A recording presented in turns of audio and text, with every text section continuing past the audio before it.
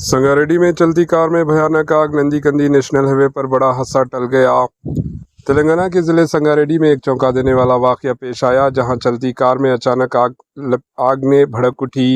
ये वाक़या सदाशिवपेट मंडल के इलाके नंदी कंदी में नेशनल हाईवे 65 पर पेश आया। अनिल शाहिदीन के मुताबिक कार चल रही थी कि अचानक इसमें धुआं निकलने शुरू हो गया, जिसके बाद देखते ही देखते आग भड़क उठी। ड्राइवर ने बर वक्त सूरत हाल को भांपते हुए फ़ौरन गाड़ी को सड़क किनारे रोक दिया और बाहर निकल आया।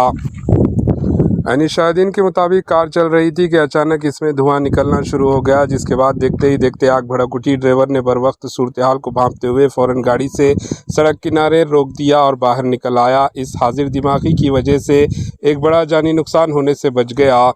मुकामी अफराद ने फौरी तौर पर फायर ब्रिगेड को इत्तला दी। फायर ब्रिगेड आमला मौके पर पहुंचा और काफ़ी जद्दोजहद के बाद आग पर काबू पाया, लेकिन तब तक कार मुकम्मल तौर पर जल चुकी थी।